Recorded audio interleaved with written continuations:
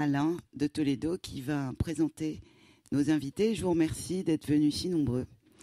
Et c'est un grand plaisir que de vous accueillir tous.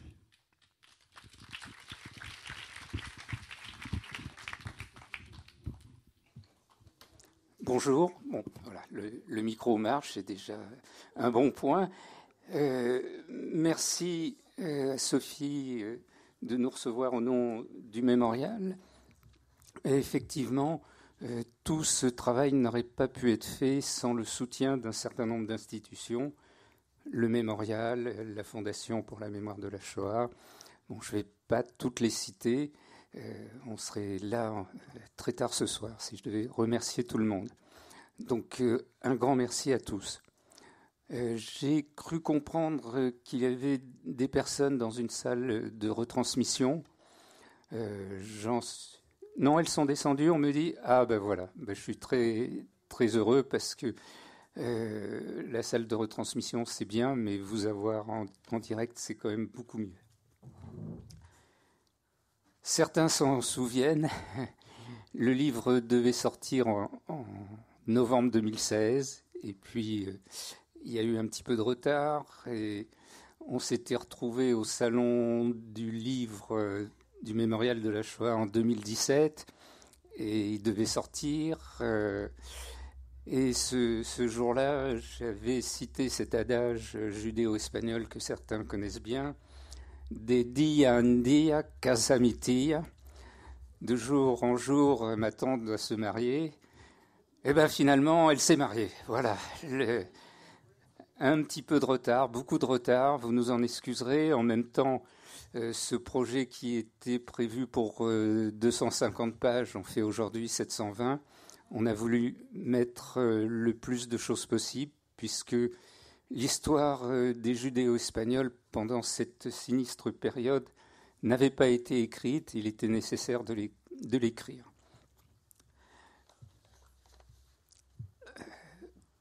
Sur la table, sur le plateau, les gens qui sont là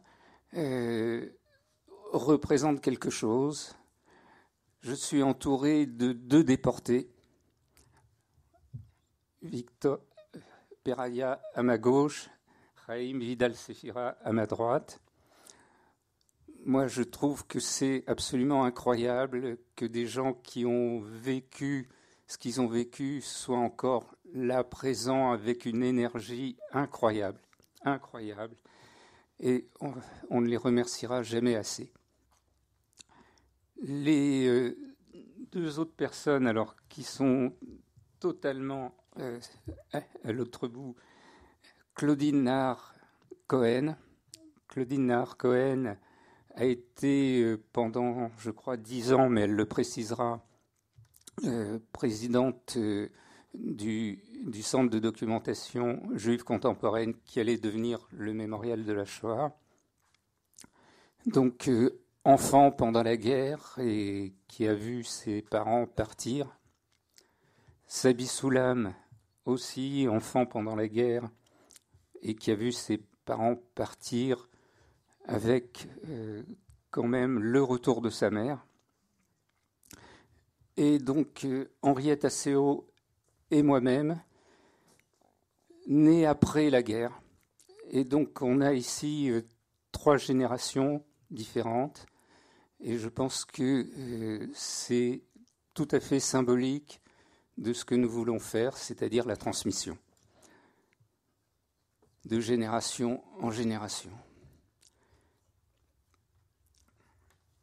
L'histoire de ce livre en elle-même a commencé en 2010, donc 9 ans.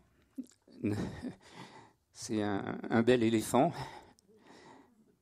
9 ans pour accoucher. L'accouchement était un peu dur aussi, puisque on tenait à ce que le livre soit présent aujourd'hui. Il est arrivé à 13h. Donc voilà, il est là. Il est là. En fait, l'histoire de ce livre a commencé un petit peu avant.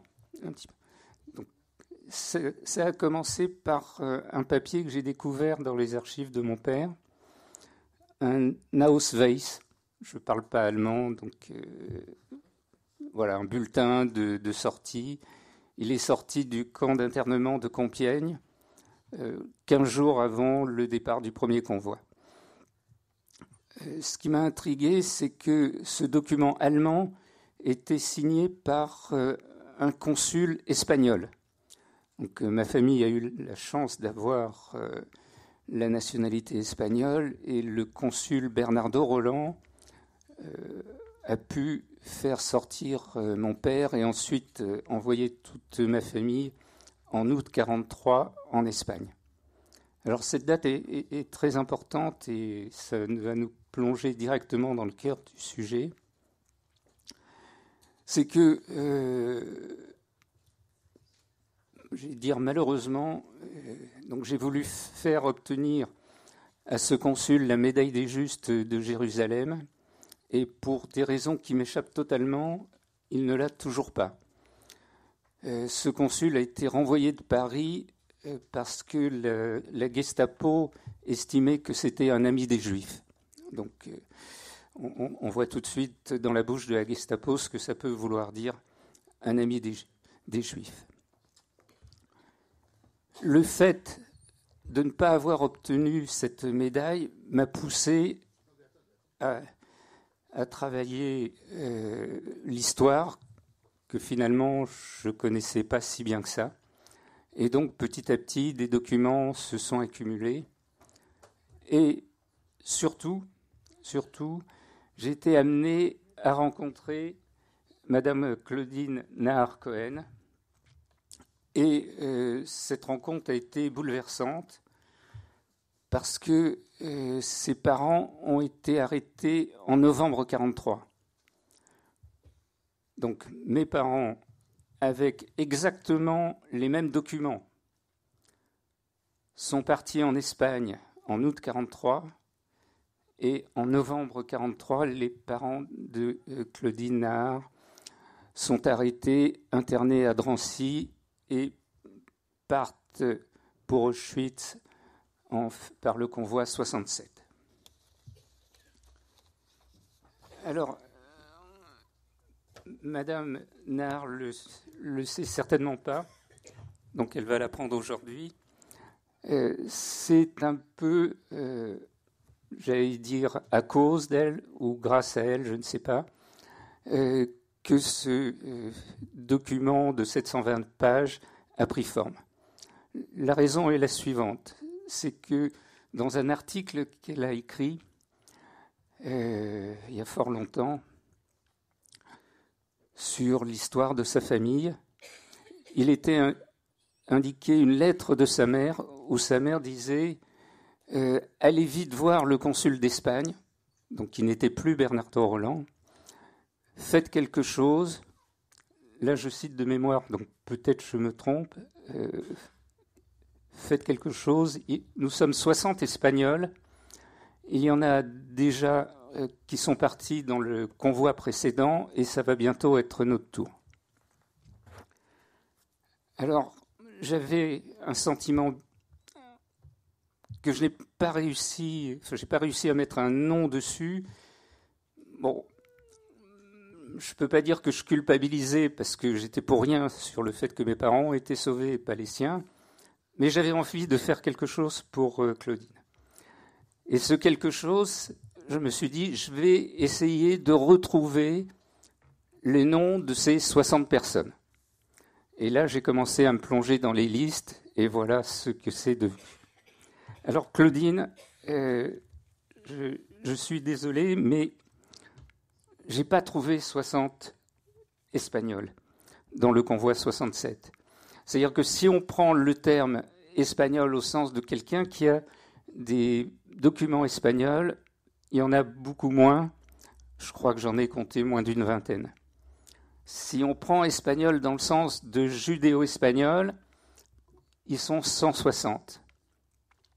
Ce que j'ai trouvé de plus approximatif, ce sont les Saloniciens. Est-ce que votre mère comprenait les Espagnols comme étant des Saloniciens ? Je ne sais pas, la question ne trouvera pas de réponse, mais je vous ai amené aujourd'hui la liste de tous les judéo-espagnols du convoi 67. C'est pour moi, ça? Non, c'est pour Claudine. C'est pour Claudine. Oui, oui, il y en avait partout, mais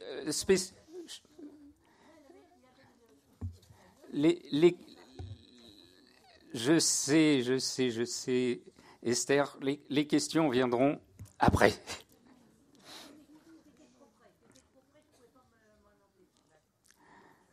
Alors, évidemment, le programme en quelques mots, on va donner la parole aux intervenants.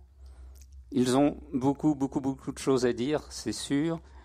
On va essayer de les limiter à 10 minutes, un quart d'heure, parce qu'il est aussi très important que la salle puisse poser des questions.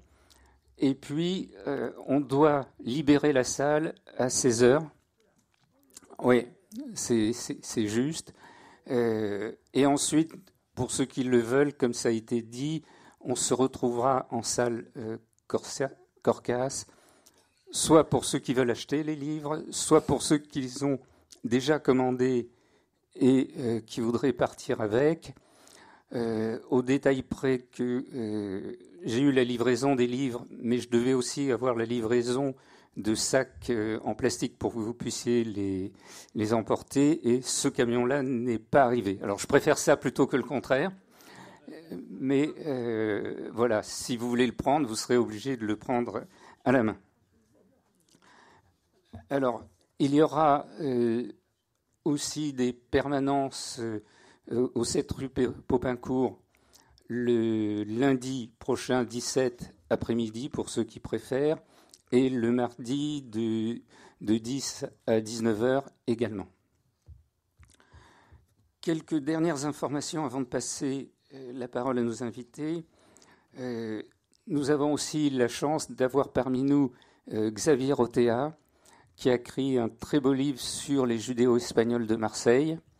Donc là aussi, ceux qui veulent l'acheter le trouveront non pas en haut, mais dans la cour. Et Xavier pourra le signer pour ceux qui le veulent. Une autre information, dans l'association, quelqu'un que je ne vois pas, mais qui est certainement là, qui est Claire Remy, a suggéré l'idée de faire un voyage à Auschwitz pour aller se recueillir sur la dalle en judéo-espagnol qui a été posée par notre ami Jaime Vidal-Sefira et grâce aussi aux efforts de Michel Azaria.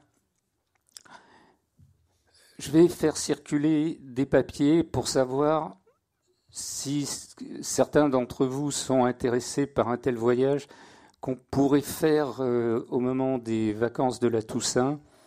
L'idée étant de permettre aux familles qui voudraient venir avec leurs enfants ou petits-enfants de venir tous ensemble. Bon, il est clair que s'il y a 5 personnes qui sont intéressées, elles iront avec les voyages qui sont régulièrement organisés par le mémorial. Si par contre 50 personnes sont intéressées, à ce moment-là, c'est le mémorial qui l'organisera, mais il organisera un voyage particulier pour nous autres. Donc je ne sais pas s'il y a quelqu'un là du mémorial pour faire circuler. Voilà.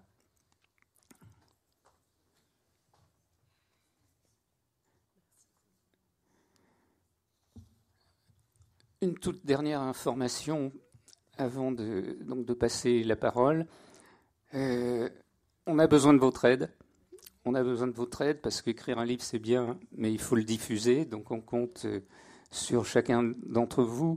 Il a été évoqué le fait qu'il n'était pas cher. Bon, c'est vrai, c'est pas un prix commercial que nous avons mis, mais on avait la volonté que ce livre se retrouve dans toutes les familles judéo-espagnoles, parce que c'est notre histoire, c'est leur histoire, et donc on ne voulait pas que le prix soit un barrage, mais nous comptons sur vous pour le faire connaître et que tous les judéo-espagnols sachent que ce livre existe.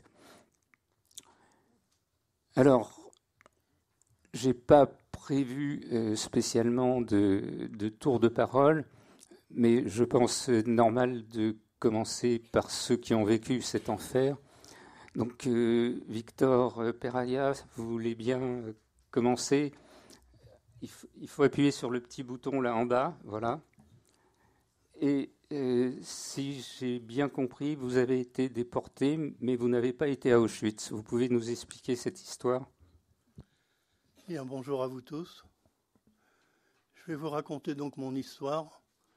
Et cette histoire, c'est l'histoire d'un enfant, puisque lorsque j'ai été arrêté avec mes parents, j'avais 9 ans, et lorsque j'ai été libéré, j'avais 12 ans. Commençons par l'arrestation. J'habite avec mes parents en province, à Saint-Nazaire, qui est une ville près de Nantes. Nous sommes le 15 juillet 1942. Le lendemain aura lieu à Paris la rafle du Veldiv. Et on croit que c'est une rafle uniquement parisienne, mais en réalité ça a été une rafle nationale, puisque toute la région ouest de la France a été arrêtée, mais à 2 différences près par rapport à la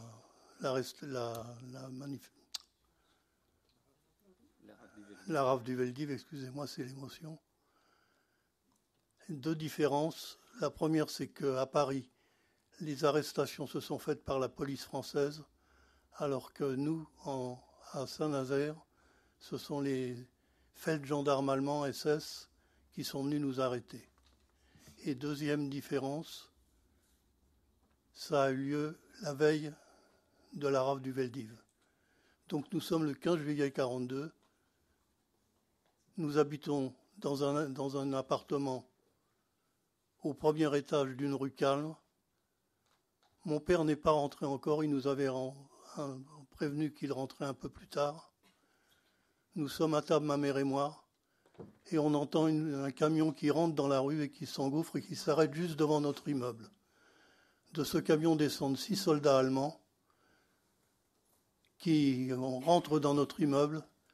On habite au premier étage, ils montent les escaliers bruyamment et ils frappent violemment à notre porte. Ma mère et moi, on a peur, mais on ouvre, et dès qu'on ouvre, ils s'engouffrent en force dans notre appartement. Et l'officier qui les commande et qui parle français, étonné de ne pas voir mon père, demande à ma mère « Où est monsieur Peraya ?» Ma mère, qui se doute bien que si on lui demande avec tant de véhémence où est son mari, c'est pas pour son bien, elle commence par dire « Il n'est pas là, il ne rentre pas ce soir ». Mais l'officier n'est pas dupe, et il dit à ma mère « Mais par contre, vous devez savoir où il se trouve actuellement, et je vous donne un quart d'heure pour que vous alliez le chercher. Et si dans un quart d'heure vous n'êtes pas revenu avec votre mari, l'enfant à l'époque c'était moi, que nous gardons avec nous, vous ne le reverrez plus car nous partirons et nous l'amenons avec nous. » Ma mère est affolée, elle pleure, elle a peur, elle sait effectivement pertinemment où est mon père. Elle part en pleurant et je reste seul avec les soldats qui parlent fort et je suis terrorisé par leur... J'ai l'impression d'être avec 6 géants tellement ils circulent dans l'appartement, ils ouvrent les portes des armoires. Mais heureusement, moins d'un quart d'heure après, mes parents arrivent et mon père, lui qui ne se demande pas, demande à l'officier « Que se passe-t-il » Alors vous savez, les Allemands, quand une situation difficile se préparait, avaient pour l'habitude de diminuer la gravité de la situation. Et en l'occurrence, l'officier a répondu à mon père « Ne vous inquiétez pas, nous venons pour un simple contrôle d'identité. Vous allez nous suivre, vous, mais aussi votre femme et votre enfant. » Et c'est là que nous avons appris que nous étions arrêtés tous les 3. Mais dans 48 heures, vous serez de nouveau chez vous. Alors c'est embêtant d'être arrêté, même pour 48 heures, mais c'est pas insurmontable. Donc on l'a cru, on a pris quelques affaires et on est descendu et on est monté dans le camion qui a fait le tour de Saint-Nazaire et qui a été cueillir tous les juifs qui s'étaient déclarés à la préfecture lors des lois de Vichy en donnant leur adresse et la composition de leur famille. Et lorsque le camion a été plein, on nous a transportés à la gare de Saint-Nazaire pour nous faire prendre le train pour aller jusqu'à Angers. Angers, c'était la ville dans le Maine-et-Loire qui était là où l'état-major allemand pour la région ouest de la France avait établi ses quartiers.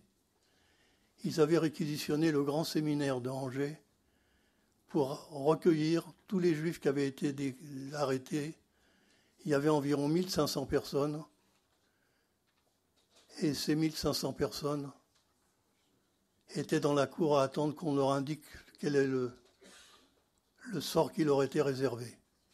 Et au bout d'un certain temps, un officier allemand est venu nous dire « Vous êtes actuellement groupés par famille, vous allez vous séparer. Les hommes seuls vont aller d'un côté, les femmes seules de l'autre côté, et les femmes accompagnées d'enfants vont rester sur place. » Donc nous sommes séparés avec mon père qui m'a pris dans ses bras pour me faire ses dernières recommandations. Il avait un regard un peu particulier que je ne lui connaissais pas.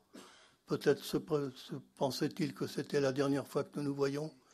Et ce fut effectivement la dernière fois que j'ai vu mon père, car il est parti avec les autres personnes directement d'Angers par le convoi numéro 8 vers Auschwitz-Birkenau, et il n'est pas revenu. À l'époque, on ne déportait pas encore les enfants, et on nous a transportés un peu plus tard à Drancy. À Drancy, c'était un camp où tous les juifs qui étaient arrêtés un peu partout en France étaient regroupés, et dès qu'il y avait 1 millier de personnes de disponibles, on constituait des convois de déportation. Mais il faut que vous sachiez qu'à Drancy, il y avait des catégories de personnes qui n'étaient pas déportables. Alors, quelles étaient ces catégories? Il y avait ce qu'on appelait les demi-juifs, c'est-à-dire ceux qui étaient nés d'un père juif et d'une mère catholique, ou d'une mère juive et d'un père catholique. Quand ils pouvaient prouver que l'un de leurs ascendants n'était pas juif, ils n'étaient pas déportables. Il y avait également les conjoints et les conjointes d'Ariens, les gens mariés avec un catholique ou une catholique. Cela non plus n'était pas déportable. Il y avait les citoyens qui faisaient la guerre alliés avec les Allemands, c'est-à-dire les Italiens, les Espagnols, les Turcs, les Roumains, tous ceux qui pouvaient prouver leur nationalité reconnue par leur consulat n'étaient pas déportables non plus. Et il y avait une dernière catégorie qui était les femmes de prisonniers de guerre qui bénéficiaient de la Convention de Genève, une convention entre les États pour favoriser la captivité des soldats. Et les femmes de prisonniers bénéficiaient également de ce privilège, n'étaient pas déportables, mais étaient gardées à Drancy comme otages. Les Allemands se pensaient qu'un jour ou l'autre, ils auraient besoin d'une catégorie de personnes pour les échanger, par exemple, contre des prisonniers allemands. Et nous, lorsque nous arrivons, ma mère et moi, d'Angers, nous ne faisons partie d'aucune de ces catégories et nous sommes déportables immédiatement par le prochain convoi. Mais heureusement, ma mère a rencontré un cousin qui était marié avec une catholique, n'était pas déportable, et qui a dit à ma mère « Il faut absolument qu'on trouve quelque chose pour que vous ne partiez pas en déportation ». Je vous dis tout de suite, quand on était à Drancy, on ne savait pas du tout qu'à l'arrivée, c'était Auschwitz et les chambres à gaz. Mais on se doutait bien qu'on ne nous envoyait pas dans des camps de vacances et que les conditions de vie seraient des conditions quand même difficiles. Et donc tout le monde essayait de trouver un prétexte pour ne pas partir. Et le cousin de ma mère a trouvé une idée d'aller voir une femme de prisonnier et de raconter à ma mère les détails de son mari, c'est-à-dire là où il avait fait la guerre, où il avait d'abord été mobilisé, où il avait été fait prisonnier, quel était le numéro de son régiment, dans quel stalag en Allemagne il était prisonnier. Enfin bref, le maximum de détails qu'il a fait apprendre par cœur à ma mère. Et ma mère a appris cette histoire. Et il ne s'agissait pas de dire aux Allemands, vous savez, mon mari est prisonnier pour qu'ils vous croient. Il nous faisait passer devant une commission où ils nous posaient des questions pièges et il fallait essayer de répondre le plus justement possible. Et ce jour-là, ma mère, comme toute sa vie, elle a été extraordinaire parce qu'elle a répondu avec l'assurance alors qu'elle avait très peur, à tel point que les Allemands l'ont cru et qu'on a été mis avec les femmes de prisonniers de guerre à Drancy. Et grâce à ça, on est resté pendant 20 mois à Drancy. Je ne peux pas vous donner beaucoup de détails parce que le temps qui m'est imparti n'est pas suffisant. Mais sachez que quand la guerre avançait et que les Allemands se rendaient compte qu'ils allaient la perdre, cette guerre, ils ont décidé de déporter les femmes de prisonniers, mais non pas à Auschwitz-Birkenau, qui était un camp d'extermination, où quand on arrivait dans ce camp, on y arrivait pour mourir ou tout de suite dans les chambres à gaz, ou après des conditions de vie difficiles ou des maladies. Nous, on nous a envoyés, comme on était des otages, à Bergen-Belsen. Bergen-Belsen qui était un camp de concentration, un camp de travail, où il n'y avait pas de chambre à gaz et où on avait des chances d'éventuellement s'en sortir. Mais les conditions de vie ont été tout de suite, ont suscité en nous beaucoup de souffrance. Et quelles étaient ces conditions difficiles? C'était d'abord la faim. Nous avons été astreints à un rationnement très, très sévère de ce qu'on nous donnait à manger. C'était tout juste suffisant pour survivre et on a beaucoup souffert de la faim. Et la faim, vous savez, quand on a faim, on ne pense qu'à ça, on ne pense qu'à manger. On ne rêve que de manger. Et ça devient une souffrance parce que quand on ne peut pas la soulager, cette souffrance. Mais personnellement, ce n'est pas la souffrance la plus terrible que j'ai endurée. La plus terrible que j'ai endurée, c'est le froid. Le froid parce que les températures dans l'hiver 1944-1945 ont été très rigoureuses. On a eu en Allemagne des températures de l'ordre de moins 15 et moins 20 degrés. Et tous les jours à Bergen-Belsen, le matin de bonne heure, il y avait l'appel. Et l'appel, ça consistait à nous réunir sur la grande place de Bergen-Belsen. Et les Allemands venaient pour nous compter pour savoir si certains d'entre nous ne s'étaient pas évadés. Et cet appel pouvait durer des heures et des heures, car les Allemands venaient pour nous compter quand bon leur semblait. Et parfois ça durait 2 heures, 3 heures, 4 heures, sous la pluie, sous la neige, suivant le temps. Et le froid qui nous prenait dans des organismes qui étaient affaiblis par le manque de nourriture. Et donc, pour moi, ça a été une souffrance effroyable. J'avais l'impression que mes membres que la moelle de mes os à l'intérieur se figeait tellement j'avais froid.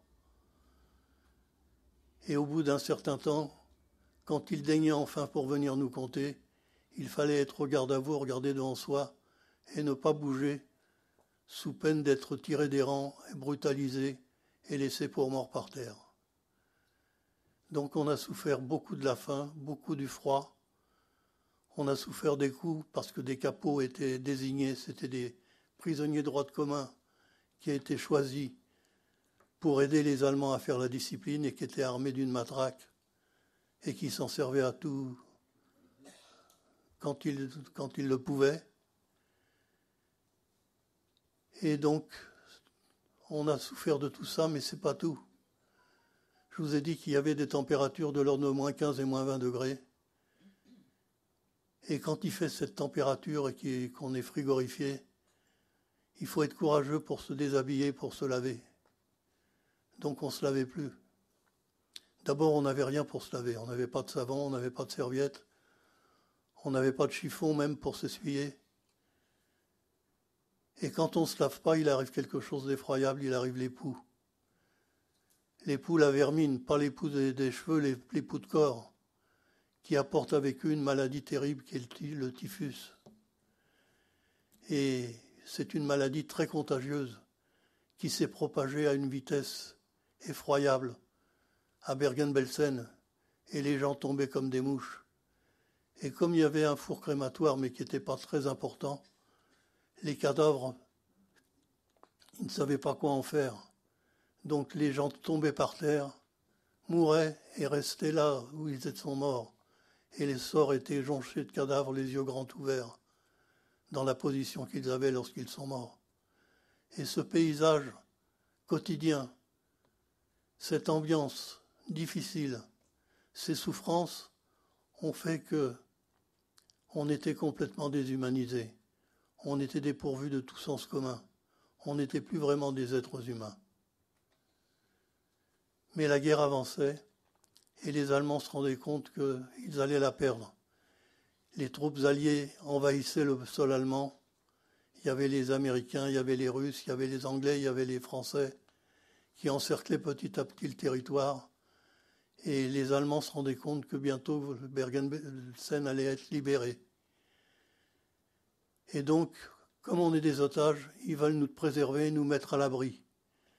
Ils affrètent un nouveau train, un train de wagons à bestiaux, dans lequel ils nous entassent et qui circule sur les voies allemandes. Ce n'était pas un train sécuritaire, mais il devait passer pour aller en Tchécoslovaquie, dans un camp qu'on appelle Theresienstadt. Mais il n'a jamais abouti parce qu'il arrivait sur son trajet sur des zones de combat et il faisait marche arrière. Et on était sans boire et sans manger. Et l'épidémie de typhus continuait à nous ravager. Et la promiscuité est très, très, très difficile à supporter. Et je vais vous raconter ce qui s'est passé. Je termine. Je vais vous raconter ce qui s'est passé une nuit qui a été pour moi la nuit du désespoir. J'étais près de ma mère. Je venais d'attraper le typhus dans ce train. J'étais très faible. Ma mère a bougé un petit peu. On s'est dormir les uns contre les autres. Elle a réveillé la personne qui était à côté d'elle. C'était un Hollandais. Je vous ai dit qu'on était dépourvu de tout sens moral. Qu'a fait ce Hollandais ? Il n'a rien fait de mieux que de brutaliser ma mère. Et ma mère pleurait, ma mère criait. Et moi, j'étais très faible et je n'avais pas la force de pouvoir la défendre. Et donc, elle pleurait, je pleurais aussi. Et le train était arrêté. J'ai dit à maman, on va descendre. On est descendu, je me suis allongé sur le ballast. Et là, j'ai dit à maman, j'en peux plus. Si c'est ça vivre, je préfère mourir tout de suite. Laisse-moi. Si demain, ça sera encore un jour de souffrance, je préfère arrêter tout de suite. Vous savez, j'ai vu au camp des gens qui se laissaient aller et qui mouraient en quelques jours quand ils n'avaient plus le courage de vivre. Car pour vivre, il faut aimer la vie. Il faut avoir envie de vivre. Maman pleurait. Le bruit du canon se rapprochait de là où on se trouvait. Elle m'a dit, il faut que tu résistes. Et j'ai résisté. Je suis remonté avec elle dans le train. Et le lendemain, on cherchait de quoi se ravitailler. Et on a vu des cavaliers qui sont arrivés. Ce n'étaient pas des soldats allemands, c'était des soldats russes qui ont été effarés de voir ce train de gens qui étaient porteurs d'une maladie très contagieuse et qui nous ont libérés et qui nous ont fait nous installer dans un village où ils nous ont soignés, ceux qui étions atteints du typhus.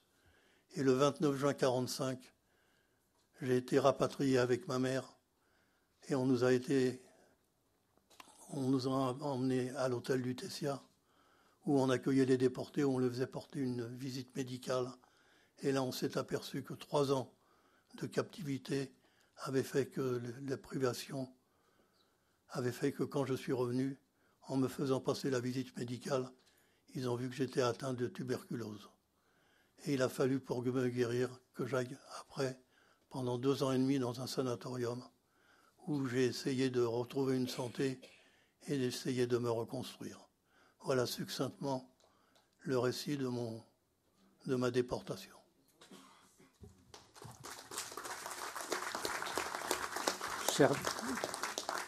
Cher Victor, donc On vous remercie. C'est toujours terrible de couper la parole à quelqu'un qui raconte des histoires aussi fortes. Si je ne me trompe pas, vous avez écrit un livre. Oui, j'ai écrit un livre. J'ai écrit un livre, mais à compte d'auteur qui n'était pas à vendre, mais que j'ai appelé Mon enfance volée. Alors, je voulais aussi saluer l'arrivée de M. Raphaël Israël, donc président de l'UDA, Union des déportés d'Auschwitz. C'est un grand plaisir, un grand honneur de vous avoir parmi nous. Chaim, je vais te donner la parole. Oui. Bon, oui. Ah, je vais te poser une question, si tu permets. Oui. Bon, tout d'abord, rappeler à tout le monde, c'est peut-être pas su par tous, que tu es le président d'honneur de notre association, et donc c'est à double titre que tu es là. La question que je voulais te poser, c'est que toi, tu n'as pas écrit de livre sur ces années de déportation. Je n'ai pas écrit de livre parce qu'il a fallu réfléchir longtemps et qu'en plus de cela, j'ai rattrapé en quelque sorte ma mémoire en pensant à mes parents, beaucoup plus qu'à ma déportation. Je crois que Cyrulnik dirait que ça a été en quelque sorte ma résilience à moi. Et la résilience est quelque chose de très important. Mais je ne voulais pas parler de ça. De toute façon, j'ai beaucoup écrit sur la déportation, mais par moments, différents articles, et le livre principal que j'ai fait, que nous avons fait, c'est Mon fils et moi, un livre intitulé précisément La langue de ma mère. Voilà. Je ne vais pas ici revenir sur la définition des différents judéo-espagnols, mais je voudrais surtout remercier Alain, avec lequel j'avais créé en 1969, je crois, l'association Vidas Largas, à l'occasion des travaux de ton oncle Enrique Saporta y Beja, Enrique étant d'ailleurs un nom de marane en quelque sorte, parce que Enrique ne disait jamais qu'il s'appelait en réalité Chaim. Voilà. Et il faut dire d'ailleurs que la plupart des Juifs qui doublent leur nom d'un nom non juif, eh bien, ce sont des descendants des maranes. C'est du maranisme que de mettre un nom qui est en quelque sorte un cache-nom. Hein. Mais personne, malheureusement, n'est dupe. On découvre toujours la judéité de celui qui essaie de cacher son nom. Alors, précisément, c'est tous les problèmes du secret des Juifs, du secret marane en quelque sorte. Marane n'étant pas un mot espagnol comme vous croyez. Marane, ça vient de mahram, qui signifie interdit, interdit à la consommation. Et comme les Espagnols savaient que les Juifs convertis, mais non pas de cœur, mangeaient du porc pour faire semblant, ils ont dit, finalement, marane, ce sont des porcs, et marane a pris le sens de porc. Voilà. Donc, mais les Espagnols, chrétiens ou non, ignorent finalement que marane est un mot d'origine hébraïque, tout simplement. Voilà. Mais je ne vais pas vous faire une leçon maintenant. Mais je voulais vous dire, tout ça est à établir, et c'est précisément les secrets que véhiculent la plupart des Juifs qui ont incité notre ami Alain de Toledo, d'une part, à créer Vidas Largas avec moi, et pourquoi Vidas Largas? Parce que nous voulions précisément utiliser l'expression Vidas Largas que tengas, que tu me vives longtemps. Voilà. Et nous l'avons appelé Vidas Largas. Et Alain se souvient très bien de cela. C'était en quelque sorte les débuts de la renaissance du judo espagnol, un judo espagnol qui avait été détruit, qui avait été morcelé de par la Shoah et qui a permis de retrouver tous ceux qui aspiraient à retrouver leur langue. Ils sont venus petit à petit chez nous, ils nous ont entendus, ils sont venus. Et tout cela a donné lieu précisément à ce travail monumental qu'a fait notre ami Alain de Toledo et auquel nous devons vraiment les plus grands remerciements. Voilà ce que je veux dire. Je peux en dire plus. Rahim, c'est un travail d'équipe, il ne faut jamais l'oublier. Comment ? C'est un travail d'équipe, je ne l'ai pas fait tout seul. Je sais, mais tu en as eu l'initiative. C'est vrai. Comme tu avais eu l'initiative également de mettre en avant l'œuvre comment dirais-je, de l'ambassadeur espagnol, etc. etc. Il y a longtemps que tu as travaillé par tout cela. Voilà ce que je veux dire.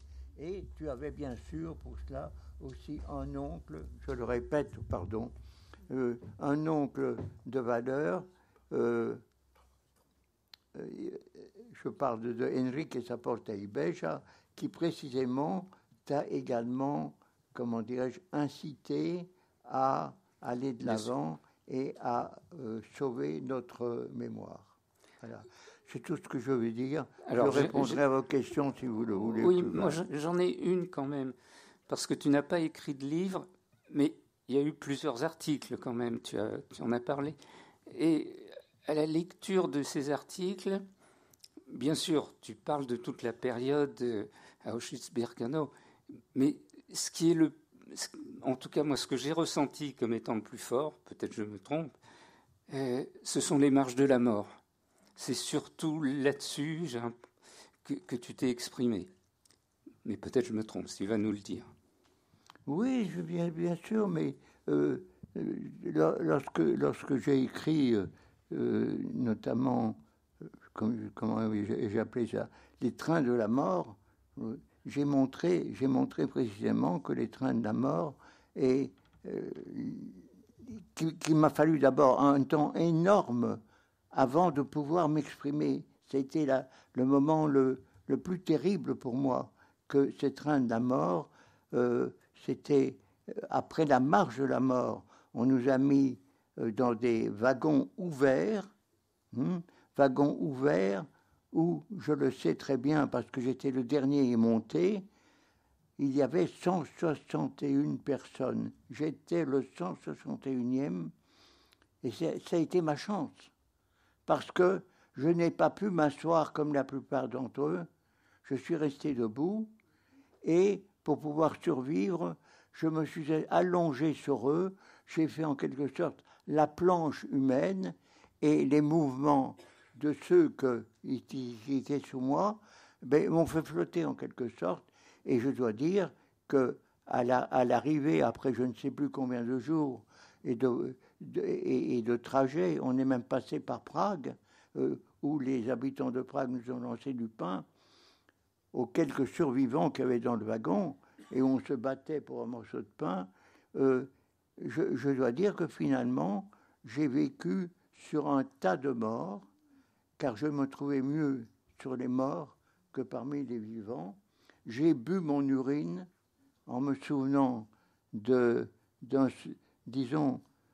moment, à l'âge de 4 ans par là, j'ai été obligé également,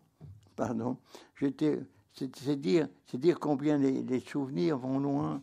À l'âge de 4 ans, avec mon frère Jacques, nous étions dans un home d'enfants dans les Flandres, un home d'enfants tenu par des nonnes qui n'aimaient pas beaucoup ces deux petits juifs et qui nous avaient laissés dans une chambre, dans notre chambre, mon frère et moi, assoiffés, à tel point qu'à un certain moment, j'ai pris ce qu'on appelait là-bas, à l'époque, le pispot, chacun comprend, le vase de nuit, et j'ai fait boire mon frère et moi-même, et je me suis souvenu à ce moment-là, comme quoi les souvenirs sont extrêmement enracinés, à ce moment-là, je me suis souvenu de l'urine que nous avons bu, Jacques et moi, et j'ai bu mon urine, et il paraît que cela a pu me sauver en partie, etc. En tout cas, un peu partout, j'ai parlé de ça. La preuve, c'est que j'ai témoigné dans les écoles. J'ai témoigné avec Igne, ma femme, qui malheureusement n'est pas là parce qu'elle n'est pas bien du tout en ce moment. Dans les écoles, d'ailleurs mon fils a participé également de temps à autre à cela, ma petite fille aussi. J'ai même témoigné dans la classe de ma petite fille, et il faut dire que je posais surtout le problème de la déportation, non pas uniquement sur le plan juif, mais sur le plan du racisme en général. J'ai voulu faire œuvre, comment dirais-je, de lutteur contre tout racisme, quel qu'il soit, et je dois dire que je crois y être arrivé, surtout en présentant ma femme qui était allemande, née en 1940, quelle culpabilité pouvait-elle avoir, et ainsi montrer à ses gosses que le racisme est malheureusement l'élément central et moteur de toute la propagande nazie, et que c'est bien sûr aussi une façon de dénoncer le racisme de l'extrême droite, le racisme lepénien, etc., en disant d'ailleurs, ne vous y trompez pas, si Le Pen était malade à en crever, il accepterait le sang d'un nègre. Et voilà, je vais m'arrêter là pour le moment. Merci, Raïm.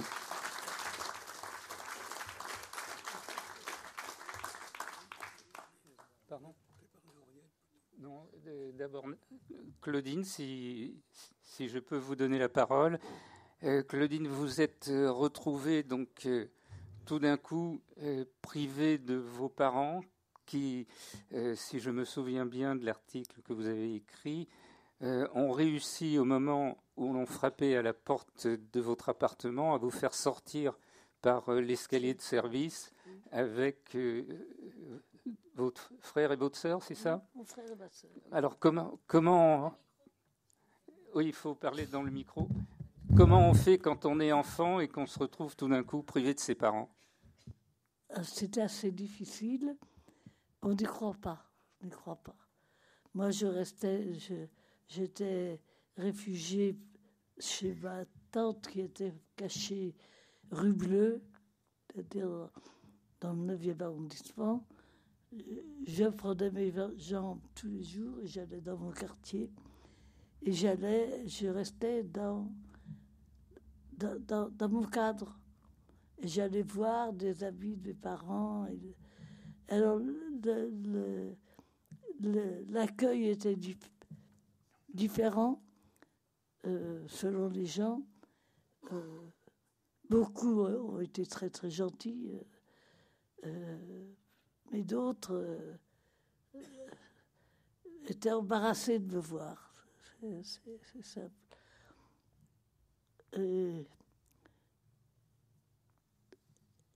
Je ne pouvais pas croire que je ne reverrais plus mes parents.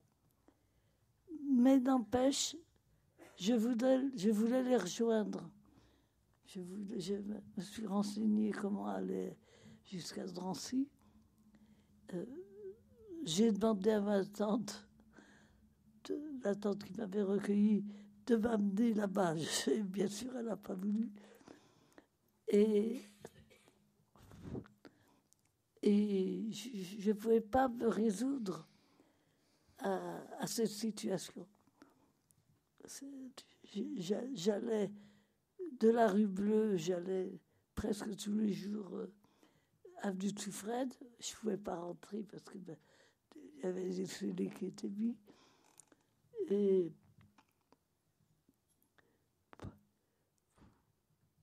comment vous dirais-je, il y avait une réalité que je n'acceptais pas. Je n'acceptais pas d'être séparée de mes parents. Je n'acceptais pas de de plus être chez moi à Dutifred. Je n'acceptais pas, mais je subissais quand même, malgré moi. Et j'avais 16 ans. J'étais petite d'ailleurs, j'étais pas très grande de taille. Je faisais plus jeune. Et je dois dire que les voisins ont été dans l'ensemble très très gentils. Les voisins d'Dutifred, mais personne ne m'a proposé d'habiter chez eux, ça je dois vous dire. Pas un chat de se déplacer pour venir à mon aide. Je retournais tous les soirs chez ma tante rue Bleue, qui était affolée parce qu'elle ne me voyait pas revenir.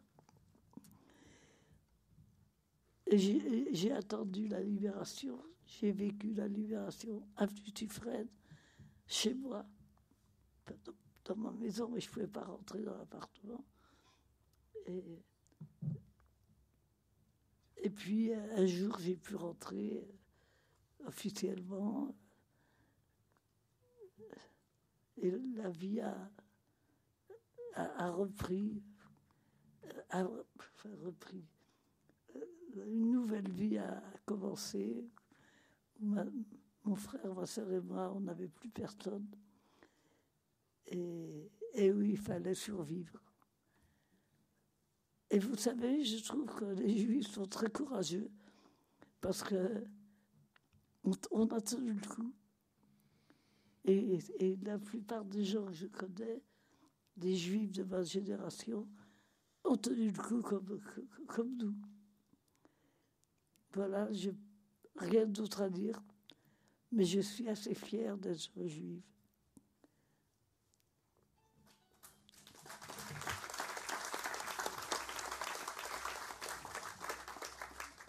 Merci Claudine. Je suppose qu'il y aura des questions, vous aurez l'occasion de reprendre la parole. Il est prévu aussi au programme, j'ai oublié de le dire tout à l'heure, des lectures de poèmes, parce que le thème général du salon aujourd'hui, c'est sur les poèmes. Donc on écoutera à nouveau tout à l'heure Chaim, qui a, s'il n'a pas écrit de livre, il a écrit un certain nombre de poèmes sur le thème de la Shoah. Maintenant, je vais passer la parole à Sabi Soulam. Alors, Sabi Soulam, c'est quelqu'un, on va dire, de particulier, puisque il a participé à l'écriture du livre. En plus, a été la première personne que nous avons interviewée, puisque le livre s'est fait à partir d'archives, bien sûr, mais aussi avec des entretiens d'un certain nombre de personnes, soit déportées, soit enfants qui ont vécu la période. Sabi était dans les éclaireurs israélites. Alors dans les éclaireurs, comme chez tous les scouts, on avait un surnom. Mais moi, je lui ai donné le surnom d'Obélix. Mais j'hésite toujours. Je ne sais pas si c'est Obélix ou si c'est le menhir, parce que c'est vraiment notre rock. C'est notre rock, parce que on était des jeunes qui n'ont pas vécu la guerre. Alors, Henriette en parlera en tant qu'historienne, mais se réapproprier cette histoire, si on n'a pas quelqu'un à côté de nous qui balise un petit peu le chemin, c'est très difficile. Donc je voulais te demander, Sabi, comment tu as vécu tout ce travail avec des petits jeunes Écoutez, ça va, toi. C'est gentil ce que tu viens de me dire, ça me fait plaisir.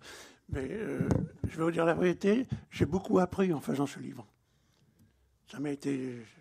Pour moi, ça a été quelque chose de merveilleux, parce que ça m'a rappelé tous mes souvenirs que j'avais totalement oubliés. Alors, je vais vous dire, dans le livre, on me met le plus jeune résistant, mais en vérité, je n'ai jamais su que j'étais résistant. J'ai su que j'étais résistant après la guerre. Moi, je suis rentré au ZI en fin 41. Mon père était à Drancy. Donc, quand je suis rentré au ZI, j'ai trouvé quelque chose de merveilleux. J'ai trouvé une ambiance formidable. J'ai trouvé une fraternité. j'ai trouvé une paix. C'était quelque chose de merveilleux pour les jeunes de l'époque qui n'avaient pas grand-chose à faire. Je vais vous dire, les EI, ça a été une épopée merveilleuse. Je ne sais pas ce qu'elle devient maintenant, mais ça a été quelque chose de très extraordinaire. Voilà, moi je suis rentré avant la... Oui, voilà. En 1942 a eu lieu la rafle du Veldiv, on vient de vous le dire. Et c'est à partir de ce moment-là que les chefs ont compris qu'il y avait quelque chose qui n'allait pas. On arrêtait des enfants et des malades. Il faut se mettre dans l'ambiance de l'époque. On ne connaissait pas les chambres à gaz. On ne savait pas la finalité de la déportation. On ne connaissait pas la finalité non plus de l'internement. Donc, ça quand même, dans les esprits des chefs, il y a quelque chose qui a dit, il faut faire quelque chose, c'est sauver l'avenir. Et l'avenir des Juifs, c'était quoi? Les enfants. Donc, il n'y a pas eu que les EI, hein. Il y a aussi toutes les œuvres caritatives comme l'Osée et toute œuvre qui ont commencé à faire le travail. D'ailleurs, en se mélangeant, hein, il y avait aussi les mouvements sionistes qui ont commencé le travail ensemble. Voilà, moi, c'était... oui. Voilà, nous, on avait un commissaire général des EI qui était à l'UGIF. Il s'appelait Fernand Muchnik. Et il a dit... le scoutisme juif avait été interdit en zone occupée. Donc, ils ont créé le service social des jeunes, qui était le 6e bureau de l'UGIF. Et c'est pour ça que la résistance, enfin, ce que j'appelle le sauvetage des chefs, c'était la 6e. Ça s'appelait la 6e. Oui, la 6e. C'est parce que c'était le 6e bureau. Mais enfin, à l'origine, c'était pas on voulait faire de la résistance, mais passive, c'est-à-dire du sauvetage. On ne parlait pas ni d'armement, ni de tuer des Allemands. Ce n'était pas notre problème. Non, dommage. Vous savez qu'à chaque fois qu'il y a eu des attaques contre les Allemands, il y avait des fusillés derrière. Alors, je ne sais pas si c'était la bonne méthode. Ça, c'est une autre... C'est un autre... Voilà. Donc le problème des chefs, ça a été de trouver d'abord des planques, pouvoir placer les enfants, et après pouvoir aussi organiser des convois pour les faire passer en Suisse. D'abord en zone libre, ensuite avec des relais, ils passaient en Suisse. C'était le travail. Voilà. Il faut dire que le problème juif n'intéressait pas beaucoup les Français à l'époque, ni la résistance. Il n'y a que les Juifs qui s'intéressent les Juifs. C'est malheureux à dire. Il y a un film, enfin c'est un aparté, il y a un film qui s'appelle Le chagrin et la pitié, qui montre bien ce que c'était que la France à l'époque. Voilà. Mais heureusement, il y a quelques organismes religieux qui ont commencé à prendre conscience et nous ont ouvert quelques portes et ont permis de placer beaucoup de personnes dans leurs organismes à eux. Donc, il y a eu aussi des villages comme le Chambon-sur-Lignon, qui a été vraiment pour les Juifs, ça a été vraiment un point extraordinaire. Ce que je vous raconte là, c'est qu'on l'a appris après. Hein. Quand on vit la chose, on ne la vit pas de la même manière que quand on connaît l'histoire après. En mai 1944, ils sont venus nous arrêter à la maison. Ma mère a emmené les 2 inspecteurs vers la fenêtre, et moi j'ai pris ma sœur, et on s'est enfui. Ma sœur s'est cachée dans les watters du palier, et moi j'ai descendu l'escalier à fond la caisse, comme on dit, mais j'avais 15 ans, je courais vite, et j'ai un inspecteur qui m'a couru derrière, mais il n'a pas pu me rattraper. Ma mère partie, on avait une femme qui était cachée chez nous. Il a fallu remonter, forcer la porte, casser les scellés, pour faire sortir cette femme. C'est Madame Albouer, que j'ai jamais revue d'ailleurs, mais j'ai vu sa petite fille qui m'a dit merci, mais pas elle. Donc, on ne savait pas où aller, et ma mère avait une cousine dans le 8e arrondissement, et on a dit on va aller chez la cousine à ma mère. On a été chez la cousine à ma mère, qui a dit j'ai de la place pour ta sœur, mais pour toi, j'ai pas de place. Ils étaient planqués. Elle m'a dit, si tu veux, voilà les clés. On a l'appartement en bas. Tu resteras en bas. Donc, j'ai pris les clés. Et effectivement, j'habitais en bas. Il y avait 2 sorties. Si on venait nous arrêter, donc je pouvais sortir par une autre sortie.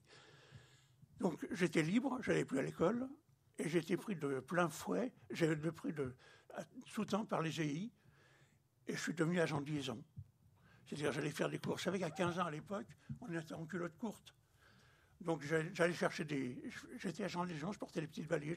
Je ne sais pas ce que je portais, mais je le faisais. Tout ça jusqu'à... Comment dirais-je jusqu'après le débarquement.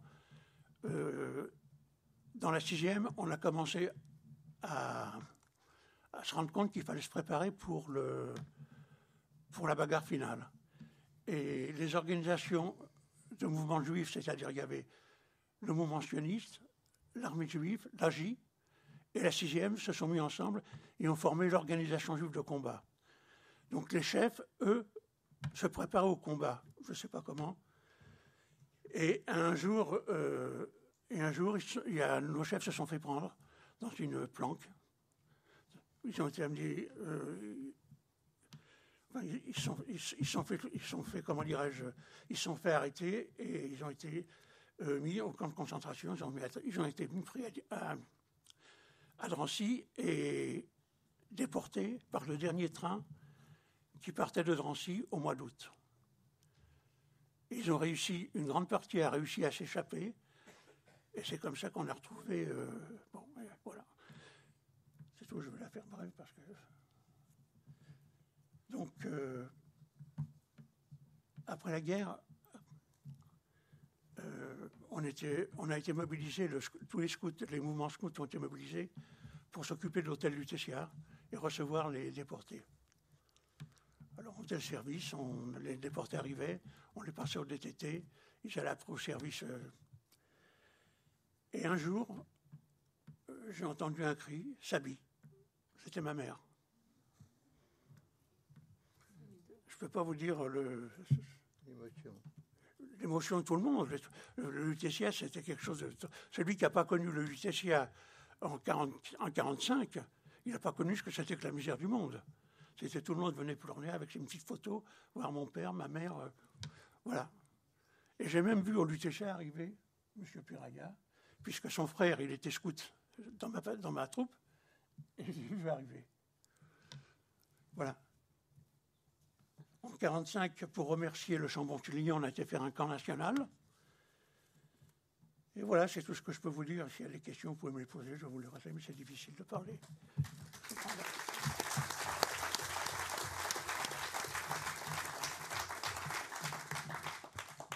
Merci Sabi. Donc, la dernière oratrice, c'est Henriette Asseo, qui a fait de nombreux travaux historiques. Comme c'est la dernière, je vais lui poser la question la plus difficile. Quand j'ai parlé de ce projet, en général, j'ai eu droit à 2 questions.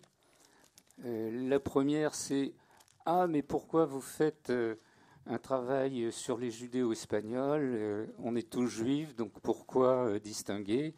Donc là, je sais que la personne est ashkénaze, il n'y a pas besoin de...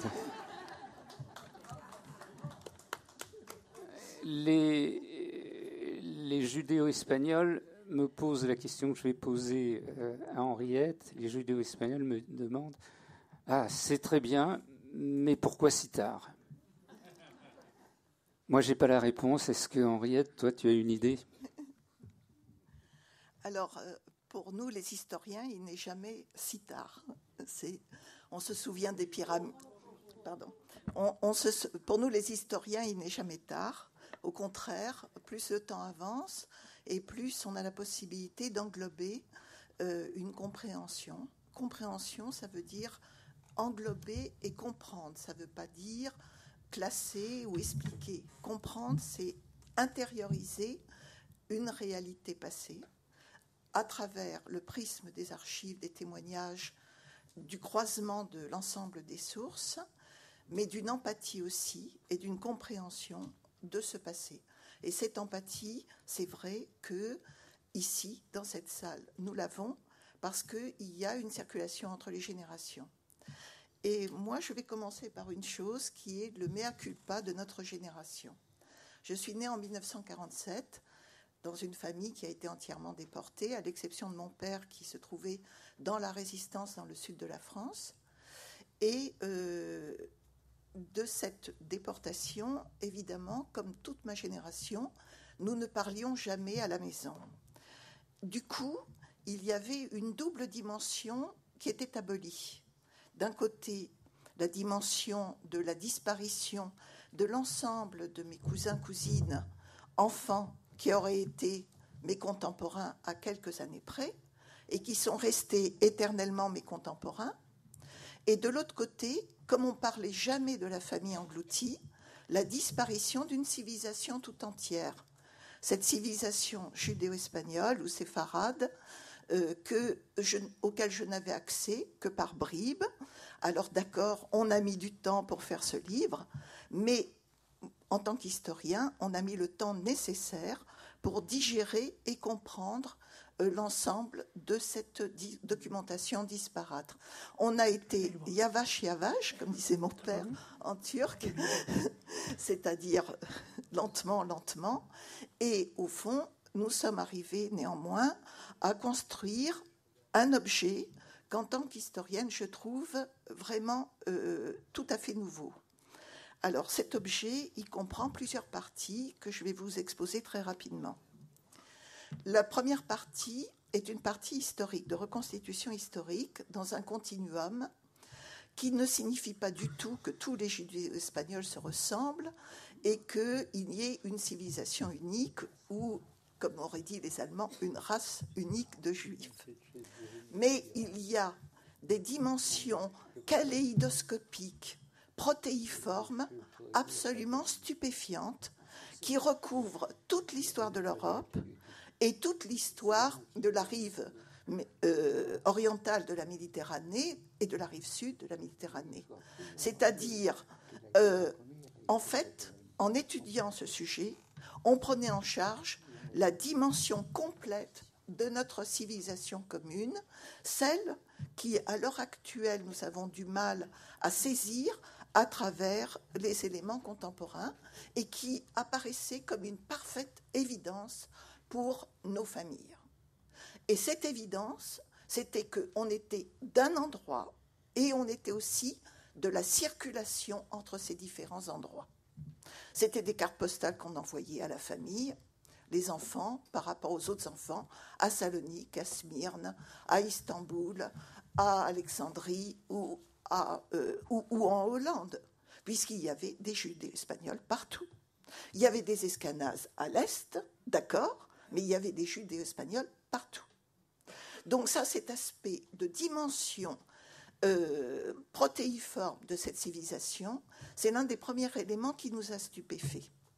Le deuxième élément, c'est contrairement à une vision qui m'a même été propagée dans mon enfance, c'est-à-dire qu'à la limite, les Escanazes avaient une vision planétaire de l'engagement, ils avaient participé à la Révolution russe, que sais-je.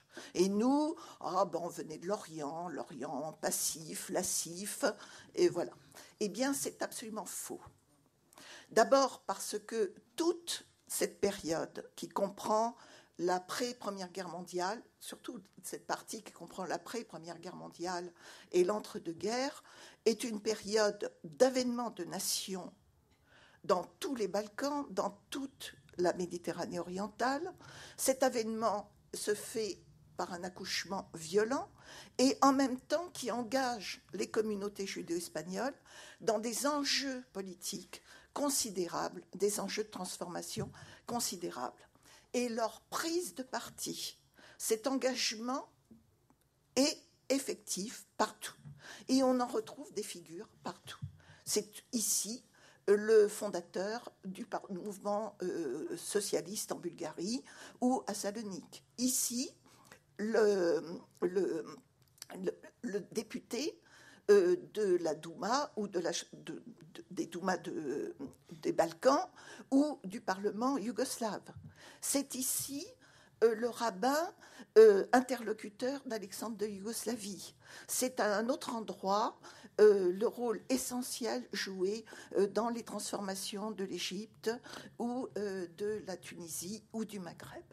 C'est absolument partout on voit émerger une génération qui prend en charge son destin et qui opère cette révolution fascinante que peut représenter la sortie de la communauté dépendante de la hiérarchie qu'imposaient les empires centraux ou l'Empire ottoman à l'intérieur de son espace, vers la conquête de la liberté, de l'émancipation et, si possible, de la démocratie. Évidemment, cette démocratie s'est traduite pour la plupart de ces pays que nous avons analysés par une espèce de composante fascisto-dictatoriale, mais ce n'est pas un paysage très ancien, puisque nous savons que cette tentation fascisto-dictatoriale est encore très contemporaine. Alors, vitalité, énergie, circulation, intelligence du moment, alors ça c'est juif, mais est-ce judéo-espagnol spécifiquement? Alors moi, ma réponse, grâce au travail collectif de l'équipe que je vais présenter dans quelques minutes, ma réponse, c'est que oui, c'est judéo-espagnol. Il y a une dimension de construction même de cette diaspora culturelle qui relève de l'obligation de se trouver en lien les uns avec les autres et de prendre en charge la compréhension et les dynamiques de compréhension de l'espace géopolitique dans lequel on est. Alors ça aurait dû permettre aux judéo-espagnols une espèce de compréhension de la montée des périls et des dangers qui les menaçaient. Là aussi, nous avons été très surpris par le rôle extrêmement actif, y compris en France, et pour une communauté ou des communautés qui traversent tout le prisme de la société française, de la classe ouvrière jusqu'aux élites financières ou intellectuelles. Tout le prisme. Eh bien, nous avons été frappés des initiatives qui étaient prises. Je ne vais pas multiplier les exemples, nous en avons pris beaucoup dans le livre, où nous avons choisi de rendre le plus vivant possible, c'est-à-dire l'ensemble de ces interventions, de ces pratiques, de façon à ne pas en faire un livre didactique, mais un livre où chacun peut retrouver une part de soi-même.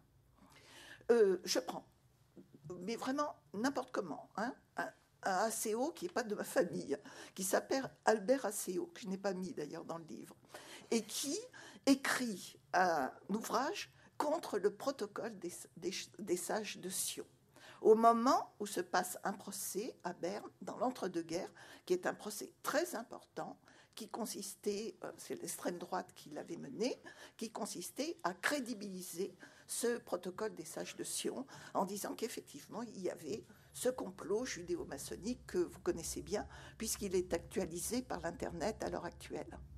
Voilà, c'est une initiative. Il y a les frères Thianot, qui sont des chevilles ouvrières du Front populaire.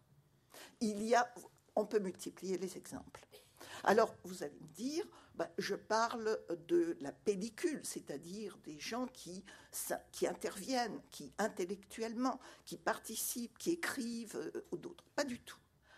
Notre livre se trouve traversé par une histoire au ras du sol. Et cette histoire au ras du sol, ça consiste à prendre toute personne, tous les gens, toutes les familles, de façon à pouvoir donner cet éventail le plus large possible. De cette première partie historique, nous avons complété cette première partie par une dernière partie qui sont plus de 90 portraits qui illustrent, si j'ose dire, cette formule est très malheureuse, je m'en excuse, les différents convois et qui constituent des portraits permettant là aussi à la fois d'individualiser, de restaurer l'identité de chacun et de donner plus qu'un nom, de donner un visage et une histoire à chacun de ces déportés. Et puis, entre nous avons ces listes reconstituées à la force du poignet par une armée de bénévoles dont Alain devrait donner la liste pour finir, et qui ont été, c'est un travail de bénédictin, exactement comme dans mes études historiques, j'apprenais que pour reconstituer les cartulaires du Moyen-Âge, eh bien, des érudits avaient recopié des documents.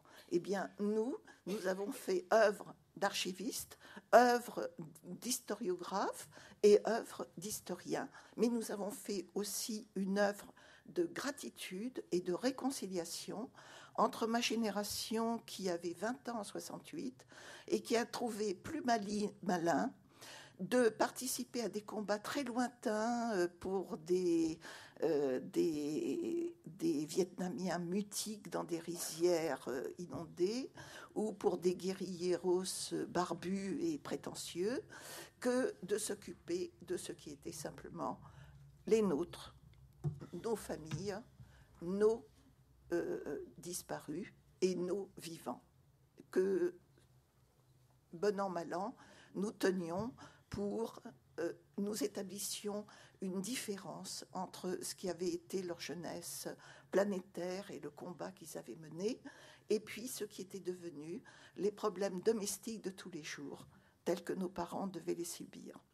Et nous avons honte à l'heure actuelle, et nous leur demandons pardon, de n'avoir pas compris à quel point la période de l'immédiate après-guerre a été une période de désespérance absolue. Et il y a une chose que l'historien peut vous dire, les bourreaux n'ont jamais de remords, ni ceux de Daesh, ni les autres, ni les nazis. Et seules les victimes ont des remords de n'avoir pu sauver le petit frère, la petite sœur, tel enfant ou tel autre, la mère, le père. Et c'est une injustice épouvantable, et je n'en rends pas grâce à Dieu de penser qu'il y a une telle division entre le remords et la culpabilité. Merci.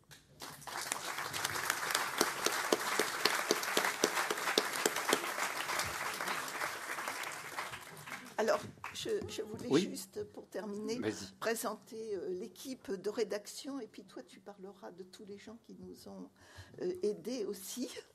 Donc moi, j'ai fait la partie histoire avant l'arrivée en France.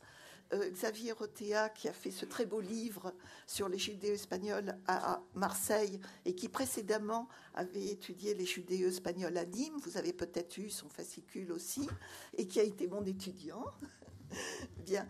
Xavier Rotea a fait la partie sur l'installation en France et l'activité en France. Annie a eu le courage de faire la partie sur la déportation, et cette partie sur la déportation est très... Pardon ?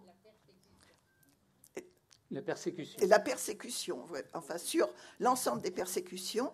Et cette partie est très importante parce qu'elle a été faite à partir aussi, en utilisant beaucoup les témoignages qui ont été recueillis par Muestras Desaparecidos, mais aussi tous les témoignages de l'immédiate après-guerre qui sont sous-exploités dans les archives. Et aussi, elle est très importante parce qu'elle arrive en complémentarité avec le chapitre rédigé par Corrie Gustad, qui vient de nous envoyer, enfin qui m'a envoyé un message en disant qu'elle est de Hambourg. Salut de Hambourg, je vous souhaite une super présentation du livre et je suis mentalement avec vous, mon cœur est parmi vous. Bonne réussite, bis Corrie. Et Corrie a été une cheville ouvrière essentielle, d'abord par sa connaissance du monde judéo-espagnol, mais aussi par sa connaissance de la politique allemande. Elle a fait un ouvrage paru chez Cambridge University Press sur les Juifs de Turquie, et surtout parce qu'elle a rédigé, et on rejoint, et là on clôt en fait cet après-midi sur ce point, en tout cas intellectuellement, elle rejoint l'interrogation, elle donne une explication à l'interrogation d'Alain au début de son intervention.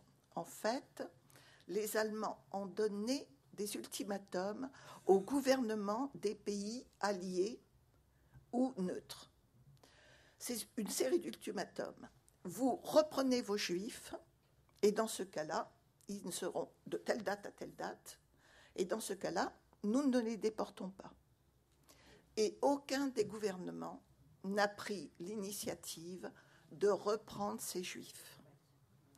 Donc, voilà ce qu'apporte l'histoire. C'est quand je vous ai dit, c'est un élément essentiel, c'est la compréhension des événements.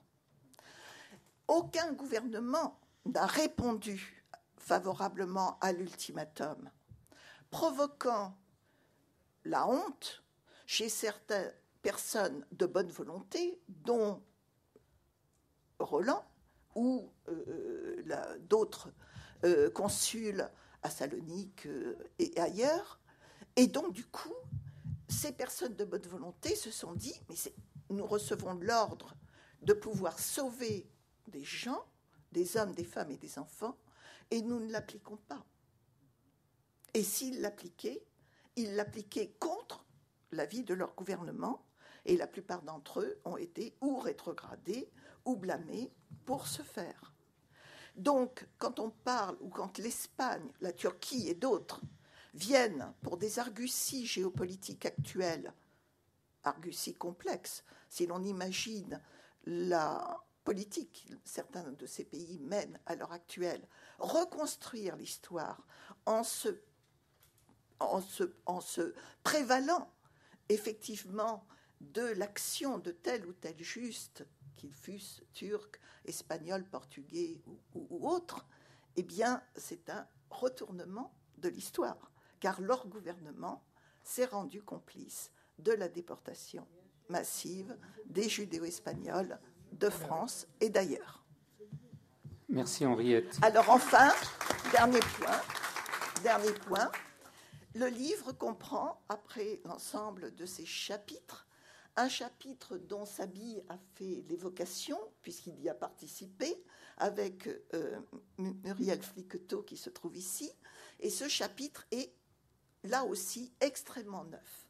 Il est le chapitre de la réconciliation absolue. Oui, les judéo-espagnols ont participé à la résistance. Oui, ils sont très nombreux. Oui, ils sont dans tous les mouvements de résistance. Et si il y a eu une espèce de blackout qui a été fait sur cette action, c'est qu'ils n'ont pas, contrairement aux escadins, ils n'ont pas constitué de groupe spécifique de résistance juive. Ils ont participé à la résistance juive dans le cadre de l'armée juive ou dans le cadre de la jeunesse sioniste, enfin de différents mouvements. Et on en trouve dans la France libre. Et tout dernièrement, alors ça est devenu une habitude, à force de chercher des résistants et de les retrouver chacun avec, là aussi, une action à la fois éblouissante et stupéfiante, car la moyenne, vous le savez sans doute, des résistants n'avait pas 25 ans, hein, ça s'échelonnait entre 15 et 20 ans, 22 ans maximum, donc c'était des très très jeunes gens, et c'était d'autant plus des très jeunes gens, et surtout des très jeunes filles. Et la réhabilitation aussi de la participation des femmes à la résistance, des très jeunes filles, d'une certaine façon, qui sont sorties du lycée pour se retrouver dans un camp de concentration ou fusillées ou torturées par la Gestapo dans les caves de la rue de la Pompe ou ailleurs, eh bien, ça aussi, c'est une réconciliation et c'est une grande gratitude que l'on doit à Alain de nous avoir permis de rétablir cette histoire. Et on peut continuer cette histoire indéfiniment. Pour chacune de ces parties, nous pouvons maintenant écrire un livre de 700 pages. Merci.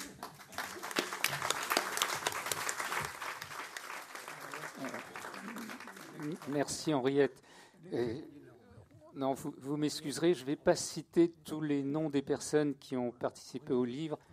Vous les trouverez dans les remerciements du livre, parce que sinon, les quelques minutes qui nous restent pour les questions seront vite mangées. Il y a maintenant la lecture de poèmes, et Raïm m'a fait rappeler que, ma chère Henriette, il y a très très très longtemps, tu avais écrit des poèmes sur le sujet, donc c'est pas si récent que ça, cet intérêt pour notre histoire. Donc, les personnes qui peuvent passer le micro, je vais vous demander de passer le micro à Michel Azaria, qui va lire un texte de Marcel Cohen. Marcel Cohen ne souhaite pas les lire lui-même, donc voilà. En judéo-espagnol. Michel, à toi. Noche. Botes en el molo, a cada chiose de las callecicas estrechas, en los cortijos construidos como los de Toledo.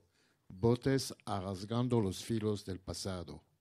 Las canticas viejas perdiéndose en el ruido de los vaganos. De día era, de día y no de noche, cuando los velos mancebos servían a sus amores. Noche, llanuras del invierno, árboles que se perdieron el sol, frialdad de la Europa entera, las ciudades como putas viejas que se echan en la cama, frío, vergüenza cuando algunos días se refresca a uno de la memoria, vergüenza bien tapada por el tejido de algodón blanco del invierno. ¿Quién lo vence con naranjas? ¿Quién lo vence con limones? ¿Quién lo vence con manzanas, que es el fruto de los amores? Trenos y trenos, perdiéndose por las llanuras del invierno y los chufleses, tapando a los gritos en la Europa entera. Triste lo digo el mezquino, que caí en estas prisiones. Ni sé cuándo es de día, ni menos cuándo es de noche.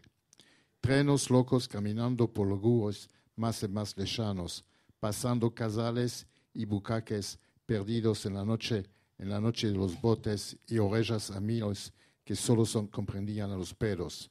Trenos, y las últimas palabras de los hijos de la luz, que no te espantes, Hanumica, que no te espantes, duérmete y que el Dios me los deje ver. Merci Michel. Maintenant, Annie Cohen va nous lire le même texte en français. J'en profite pour ajouter une petite précision, à savoir que dans l'équipe qui a travaillé sur le livre, tous n'étaient pas judéo-espagnols, et donc je remercie aussi du fond du cœur ceux qui n'étaient pas judéo-espagnols, et même ceux qui n'étaient pas juifs du tout, même s'ils le sont devenus un petit peu à force de travail. C'est d'autant plus honorable pour eux. On les remercie du fond du cœur. Annie, à toi. Nuit botte sur les quais, au coin des ruelles, dans les patios ressemblant si fort à ceux de Tolède. Botte arrachant les derniers fils du passé. Les vieilles romances recouvertes par le vacarme des trains. De jour c'était, de jour et non de nuit, quand les beaux jouvenceaux vaquaient à leurs amours. Nuit, plaine gelée, arbres cherchant le soleil, frigidité de l'Europe entière, les villes telles de vieilles prostituées qui se mettent au lit. Froid, honte quand parfois quelqu'un se souvenait encore. Honte étouffée sous le coton blanc de l'hiver. Certains séduisent avec des oranges, d'autres avec des citrons, d'autres encore avec des pommes qui sont le fruit des amours. Des trains et des trains s'enfonçant dans les plaines de l'hiver, leurs sifflets couvrant les cris dans l'Europe entière. Triste, je le proclame, le miséreux tombé dans ses prisons, ne sait quand il fait jour, et moins encore quand c'est la nuit.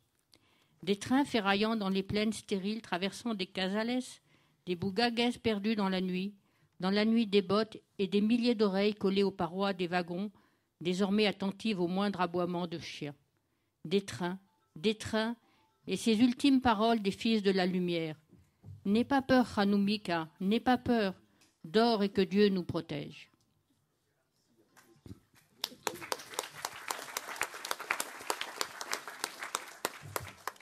Maintenant, on va demander à Janine Bargui et Muriel Flicotto. Vous allez voir, le livre circule, mais je ne sais pas s'il va arriver jusqu'au bout. Dans ce livre, il y a un magnifique tableau dont Janine nous a fait cadeau, et je la remercie du fond du cœur.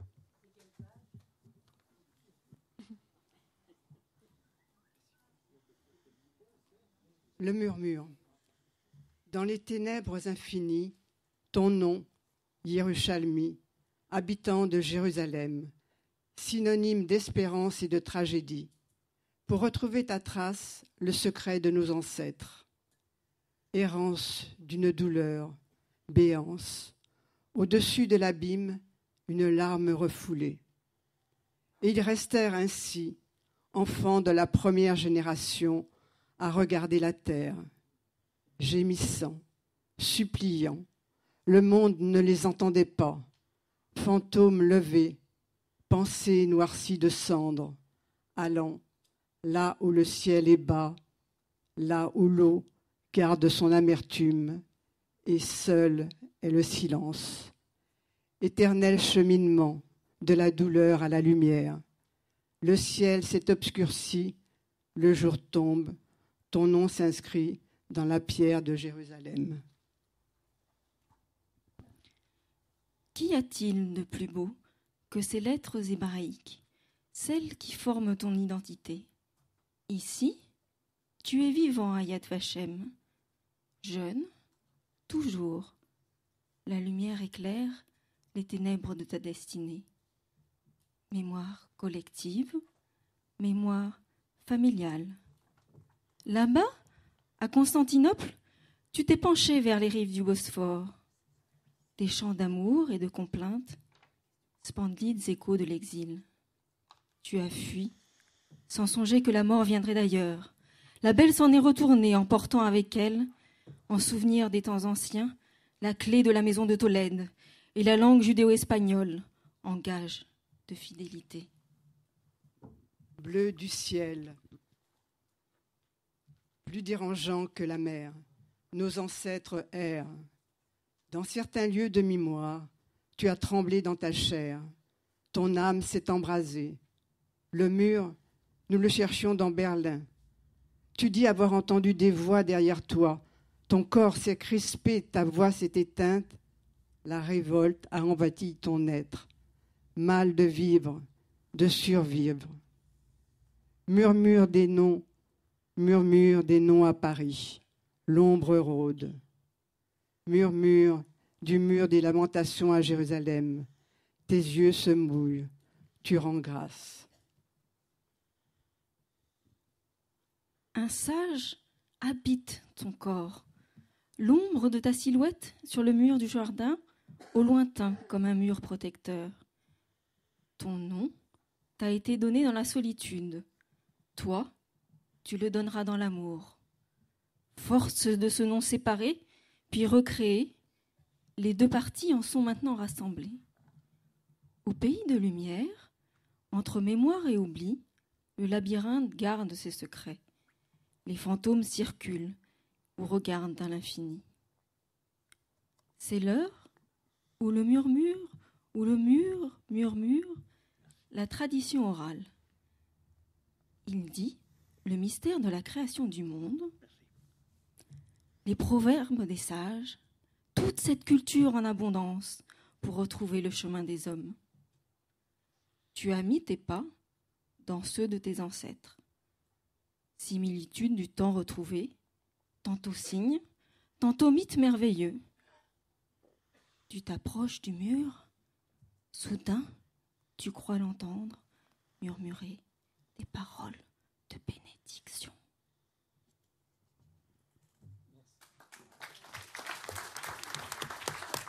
Merci beaucoup. Donc, nous avons encore un poème. Cette fois-ci, c'est le poème de Chaim Vidal Sefira qui sera lu en judéo-espagnol par Edmond Cohen et en français par son fils Dominique. Et on va plus avoir beaucoup de temps pour les questions. Pardon ? Oui, je te passe la parole. Simplement parce qu'on va être amené à se quitter très rapidement et moi-même je devrais monter vite pour organiser la suite. Le travail n'est pas fini. Le travail n'est pas fini. Tous ceux qui n'ont pas encore témoigné doivent le faire. Chaque minute, c'est quelqu'un qui s'en va et qui n'a pas témoigné. C'est terrible. Vous avez certainement des documents chez vous, des photos. Il faut tout apporter au mémorial de la Shoah, que ça reste, que ça marque. Chaim, tu veux dire un petit mot avant la lecture ? Non, je voulais simplement dire qu'Henriette Asséon a écrit de très beaux poèmes en français, et l'un d'eux se termine par ces mots « Exil de la mémoire aux portes des camps ». Je trouve ça extraordinaire.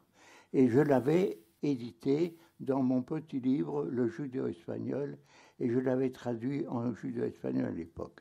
Merci, Henriette.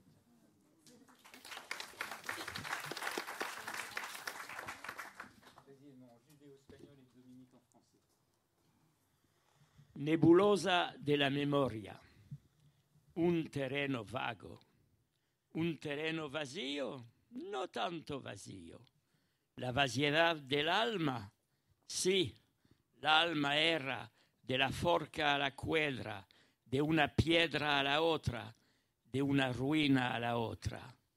Los desvelos de un tiempo, la destrucción, la estructura del futuro. La vaciedad del alma se hace tensión a tensión. Las chimeneas de la muerte, recuerdos de guerra, recuerdos de asesinatos, de suris de perros ladrantes, deportación, exterminación, la tierra entera trocada en un terreno confuso, el globo entero englutido, debajo de las olas destructoras.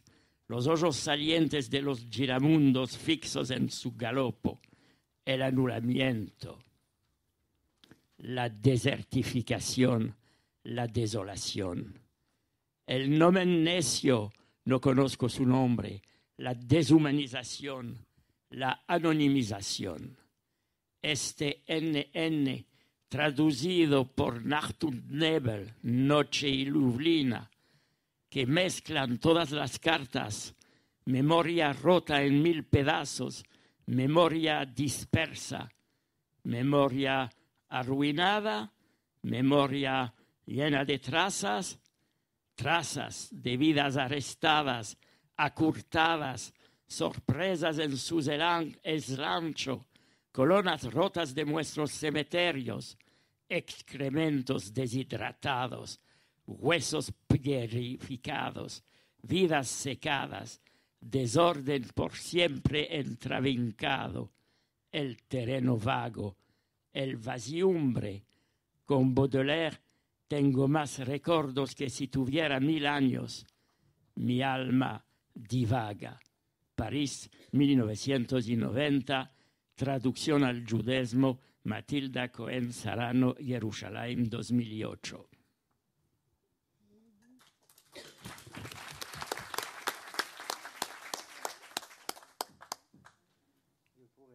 Nébuleuse de la mémoire. Un terrain vague. Un terrain vide? Pas si vide que cela.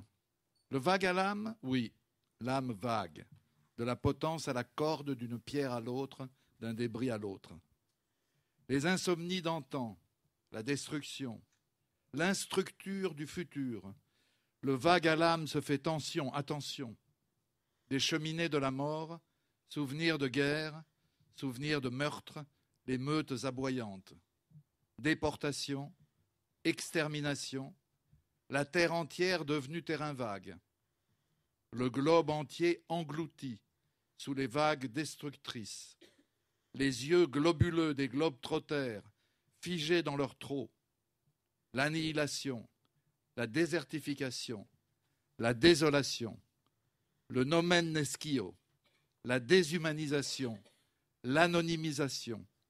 Ce NN, traduit par Nacht und Nebel, nuit et brouillard, brouillant toute carte, mémoire fracassée, mémoire dispersée, mémoire abîmée, mémoire vestigiée, vestiges de vies arrêtées, écourtées, surprises dans leur élan, colonnes brisées de nos cimetières, excréments déshydratés, ossements pétrifiés, vies desséchées, désordre inextricable.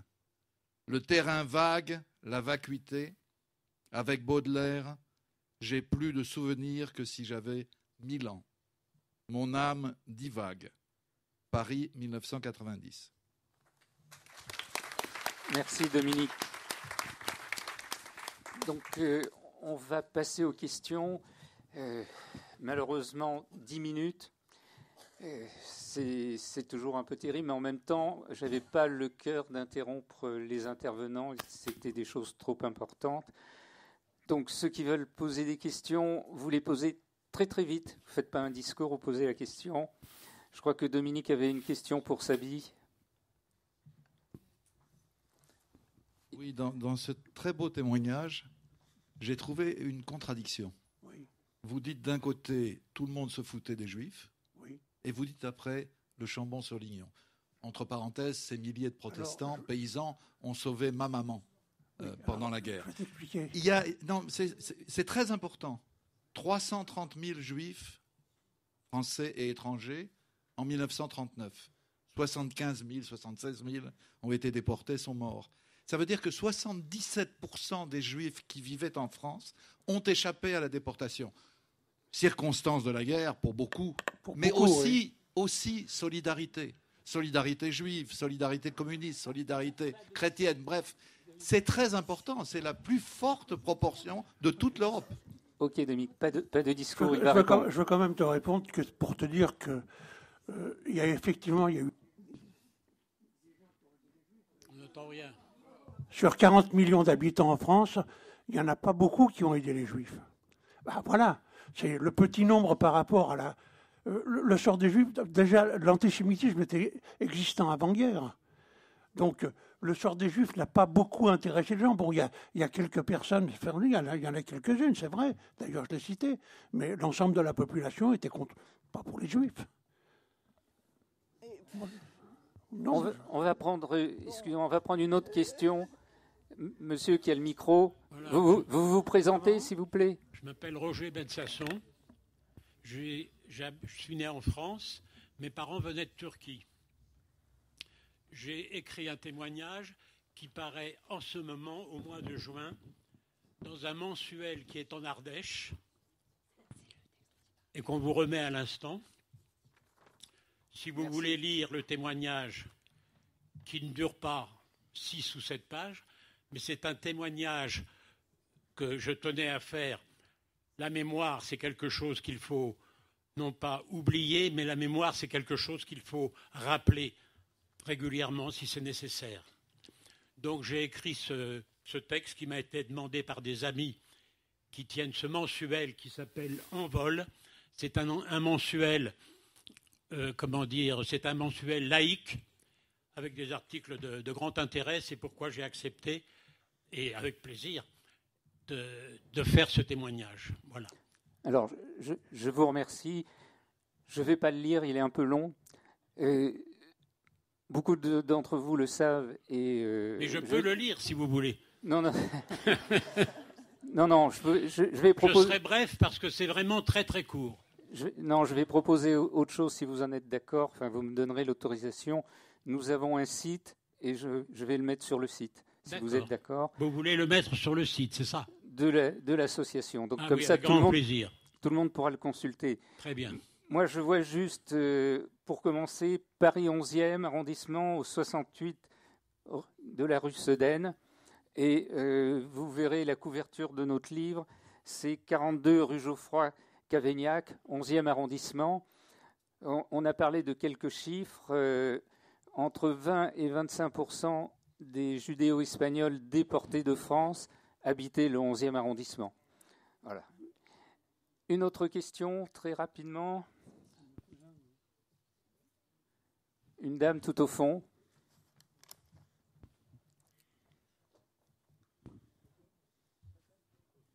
Ah, pardon. Laurence Sadaka. Juste, je voulais une petite précision. Ma grand-mère s'est remariée après la guerre, étant veuve, à un monsieur qui était né en Turquie et qui était à Drancy. Et il est sorti de Drancy parce que justement, avec sa fille, il a réussi parce qu'il avait le passeport espagnol, donc passeport turc. Donc je voulais peut-être avant, je sais pas la, mais je voulais juste savoir si ça correspondait à ce que vous disiez. Micro, Henriette. Oui, oui, ça correspond exactement. Vous verrez. Il est allumé. Oui, ça correspond exactement à ce qu'on disait, c'est-à-dire il y a un certain nombre de gens qui ont été sortis de Drancy et d'autres non. Voilà. Alors ça, c'est expliqué dans le livre, dans le détail. Donc vous trouverez ce cas bien étudié. Voilà, monsieur. Marcel Cohen, une question pour Henriette Asseo. À propos des judéo-espagnols, et maintenant, que se passe-t-il? Où en sont les choses? C'est pas une question. Brièvement. En Turquie, ailleurs. Ouais. C'est pas une question pour moi, ça. Je sais pas trop comment. Écoutez, en Grèce, à Salonique, vous savez qu'il y a plus grand monde. En Turquie, il y a un chiffre officiel. Le chiffre officiel, c'est de 20 000 judéo-espagnols. Mais en fait, entre guillemets, je dirais c'est un chiffre administratif. C'est-à-dire c'est le nombre minimum pour pouvoir exister en tant que communauté et être reconnu. Je crains que malheureusement, le chiffre réel soit très, très, très, très en dessous. Donc, il y a des communautés un petit peu en France, un petit peu aux États-Unis. En Israël, voilà, la dispersion toujours.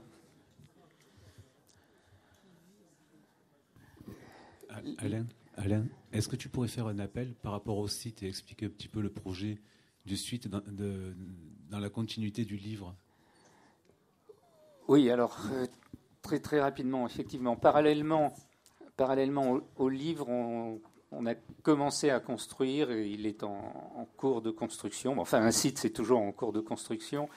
Un site où on met tout ce qu'on n'a pas pu mettre dans le livre, parce que plus de 80 témoignages, c'est des centaines et des centaines de pages. Donc là, le livre, ça n'aurait pas été 720 pages, mais 2700. Donc voilà. Mais encore une fois, l'intérêt de vous demander vos photos, vos témoignages, vos documents, c'est aussi de les mettre dans le site. Je vais laisser un petit carton là avec l'adresse du site. Linda. Oui, donc Linda, présidente d'une minuscule association judéo-espagnole à Nice, mais vraiment minuscule, et chanteuse séfarade.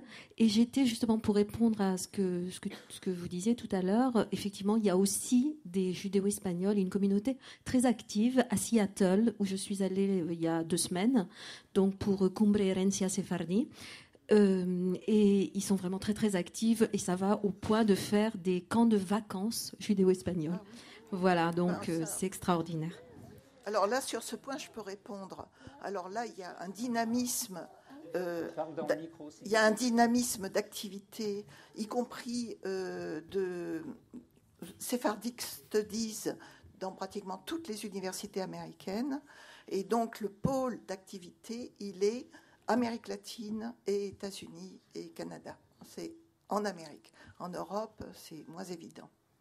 Et surtout, ce qui est frappant, c'est que les communautés les plus dynamiques d'avant-guerre ne se trouvaient pas exclusivement dans l'ex-empire ottoman, dans les Balkans ou même dans le Machrek, mais aussi dans l'empire austro-hongrois. Et c'était les communautés de Yougoslavie, de Serbie, Monténégro, Macédoine, évidemment de Grèce avec Salonique, mais aussi de Vienne. Ça remontait jusqu'à Vienne et jusqu'à Budapest. Alors, on va prendre ça a disparu. toute dernière question. Tout à fait désolé, mais on se retrouvera. Hein, c'est pas un adieu. Simplement, avant de passer la parole à la personne qui est tout au fond, j'aimerais récupérer les feuilles où il était indiqué les gens qui souhaitent participer à ce voyage à Auschwitz. Vous les avez, parfait, merci. Madame, on vous écoute. Oui, bonjour. Déborah Fargi, je suis fille d'une mère ashkénaze et d'un père séfarade, née en Argentine. Donc je voulais témoigner du fait qu'effectivement la communauté judéo-espagnole est très active en Argentine aussi. Et ma question, c'était la période temporelle qui est couverte par le livre, c'est-à-dire voilà, d'où à où vous avez retracé l'histoire. Voilà. C'est 1900-1949. 50. Voilà. Bien, alors on va s'arrêter là. Malheureusement, on aurait pu passer encore 2 heures ensemble.